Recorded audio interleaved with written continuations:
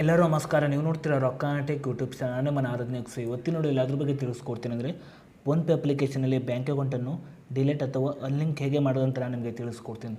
ವಿಡಿಯೋನ ಸ್ಕಿಪ್ ಮಾಡಿದಾಗ ಒಂದು ತನಕ.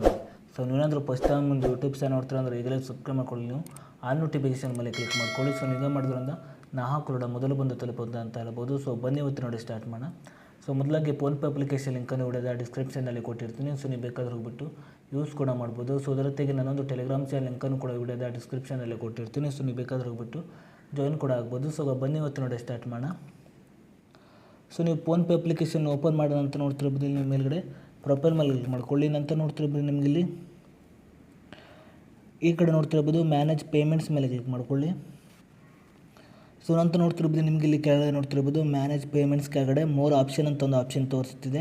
ಸೊ ಅದರ ಕೆಳಗಡೆ ನೋಡ್ತಿರ್ಬೋದು UPI ಬ್ಯಾಂಕ್ ಅಕೌಂಟ್ಸ್ ಅಂತ ಒಂದು ಆಪ್ಷನ್ ತೋರಿಸಿದೆ. ಸೊ ನೀವು ಇದ್ರ ಮೇಲೆ ಕ್ಲಿಕ್ ಮಾಡ್ಕೊಳ್ಳಿ.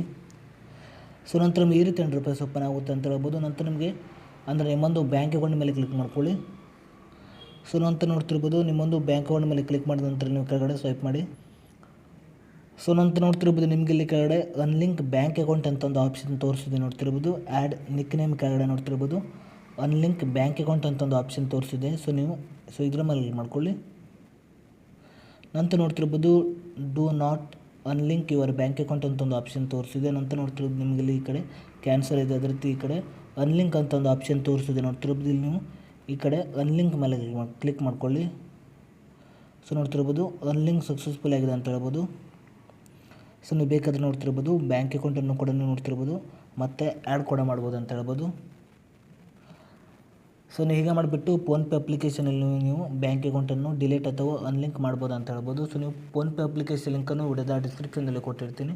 ಅದೇ ರೀತಿಗೆ ನನ್ನೊಂದು ಟೆಲಿಗ್ರಾಮ್ ಚಾನಲ್ ಲಿಂಕನ್ನು ಕೂಡ ವಿಡಿಯೋದ ಡಿಸ್ಕ್ರಿಪ್ಷನಲ್ಲಿ ಕೊಟ್ಟಿರ್ತೀನಿ. ಸೊ ನೀವು ಬೇಕಾದ್ರೆ ಹೋಗ್ಬಿಟ್ಟು ಜಾಯಿನ್ ಕೂಡ ಆಗ್ಬೋದು. ಸೊ ಇಷ್ಟೇ ಇವತ್ತಿನ ವಿಡಿಯೋ ಸ್ವಲ್ಪನಾದರೂ ಇಷ್ಟ ಆಗಿದ್ರೆ ಫ್ರೀಯಾಗಿ ಸಬ್ಸ್ಕ್ರೈಬ್ ಮಾಡ್ಕೊಳ್ಳೋಕೆ ಲೈಕ್ ಮಾಡಿ. ಮತ್ತೆ ಮುಂದೆ ಸಿಗೋಣ. ಜೈ ಹಿಂದ್, ವಂದೇ ಮಾತರಂ.